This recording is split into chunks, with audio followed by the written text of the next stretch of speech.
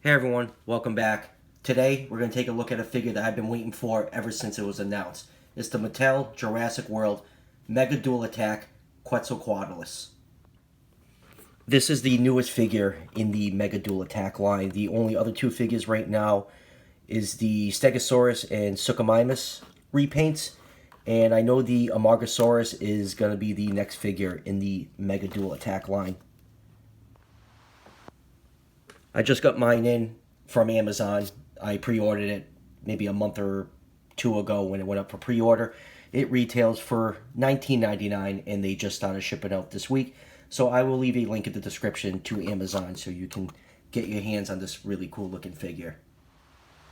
So let's take a quick look at the box before we crack this awesome looking figure open. It comes in the standard Dino Rival packaging. You got your Jurassic World logo up there, your Dino Rivals logo, T-Rex, Triceratops, and Owen. And flipping it around to the back, you have a nice full art picture of the Quetzalcoatlus with its dual attack features. And in this corner right here, you have the cutout for your Dino Rival card, and these are the other two figures in the set, the Suchomimus and Stegosaurus. So with the box out of the way, let's get this thing cracked open. And here's the Quetzalcoatlus out of the packaging, and since it is part of the Dino Rivals line, it comes with a nice collector card. You can check out that really cool artwork right there.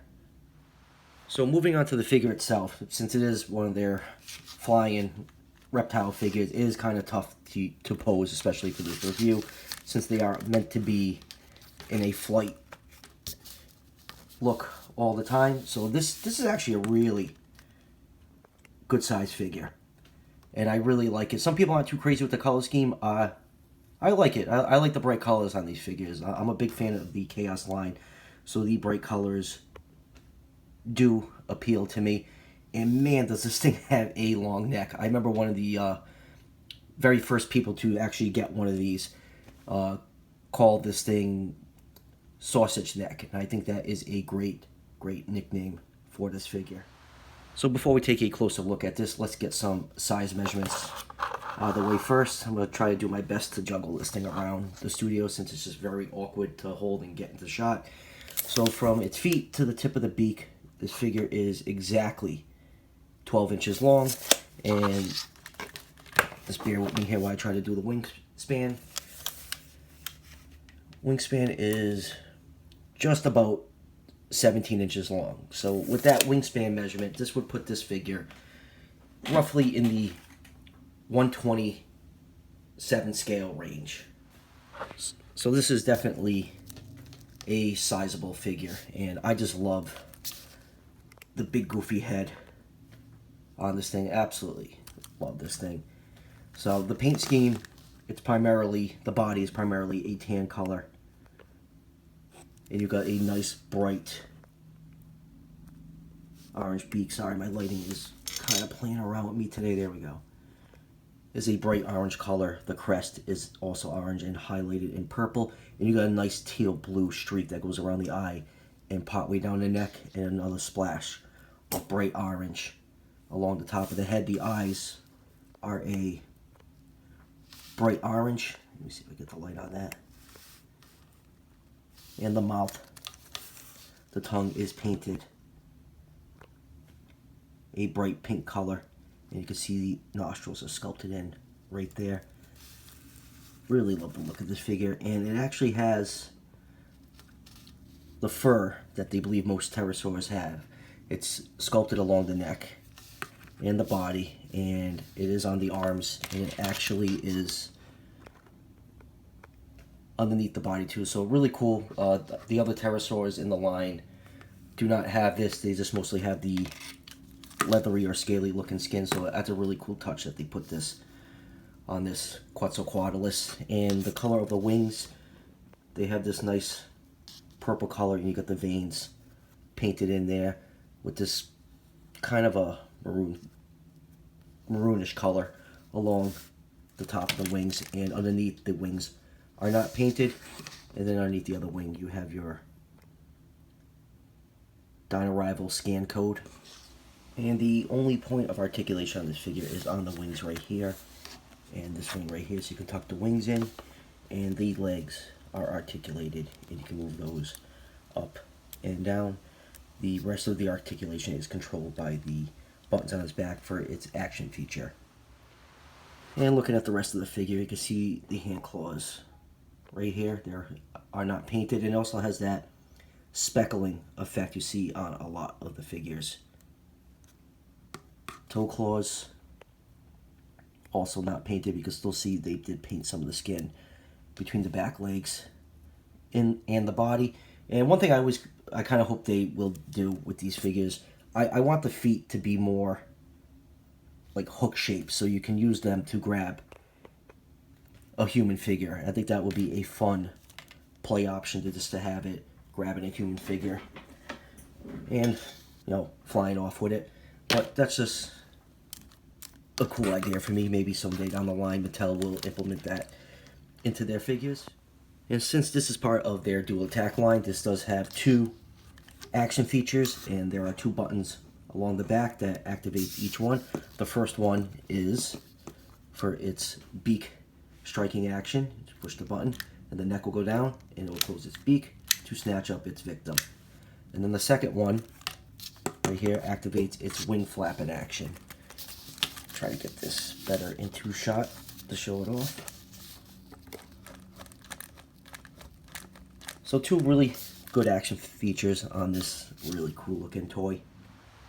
So let's take out a few other figures and just show how big this figure is to some of the other figures in the line. I'm going to fold the wings up a little bit for this because it'll just be easier for me to do comparisons that way. So first up is one of the human figures, our little nameless mercenary. And next up is some of the other pterosaurs from the line. Here it is with the... Actually, you know what? Let me undo the wings for this part. Put the legs back. Actually, you know what? We'll have them sit like that. That works for now. And here it is with the battle damaged Pteranodon. And here it is with the Dimorphodon. And the Tapejara. Now, I don't have any of the Dual Attack or the Roivor Pteranodon because I always felt those figures were way too big for Pteranodon, since the Jurassic World line, most of the dinosaurs are meant to roughly be in scale with each other. But one of my friends did show me a picture of their Mega Dual Attack next to the Quetzalcoatlus, and the Quetz's wingspan is just a little bit bigger than the Mega Dual and Roivor Pteranodon. Alright, next up, here it is with one of the attack packs. Here it is with the Moosaurus. This is a really tough figure to do a review on because it's just so awkward to keep in shot and to really give you a sense of like the size difference between the other figures. And here it is with a Velociraptor. And here it is with the Savage Strike Dilophosaurus. Let me just switch it to the front over here. And here it is with the Roivor Triceratops. And here it is with the Dual Attack. Hopefully it stands. Allosaurus.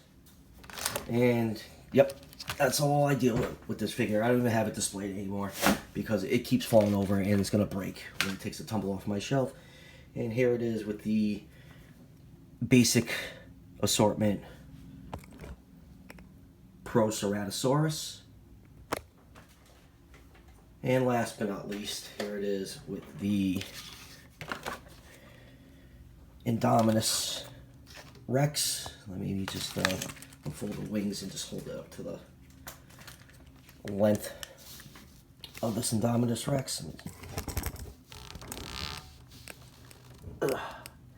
This is definitely one of the harder reviews I had to do just for how awkward this figure is to manipulate, but you can, it's Indominus Rex has about like 3-4 inches on the wingspan of the Quetz. So final thoughts on this figure. I really love this thing. I was looking forward to it ever since they announced it, and it lived up to my expectations. I love the color scheme on it. You know, the Mattel figures really don't have really too elaborate of a paint scheme on it, but I do like the bright colors on it. I think it looks nice with the tan color for the main part of the body, and I love that big orange beak, and I just love the big goofy face on this Quetzalcoatlus. So I do highly recommend you pick this figure up. If you're a Jurassic World collector, like I said, you can easily get this figure on Amazon. I'll leave a link in the description. It retails for $19.99. Now, the thing with the Mega Duel Attack figures is not a lot of places, well, especially around me, I have never ever seen a Mega Duel Attack figure on shelves. I'm in Rhode Island and around New England. I've never seen one. I know Nordstrom's Rack got them in a couple times. I've never seen them there, so the easiest way, if you're having the same problem I did, is just to order them off of Amazon. And that will do it for the review. As always, guys, don't forget to hit like and subscribe. Each subscription helps out the channel immensely, and it is greatly appreciated. And I'll see you guys for the next one.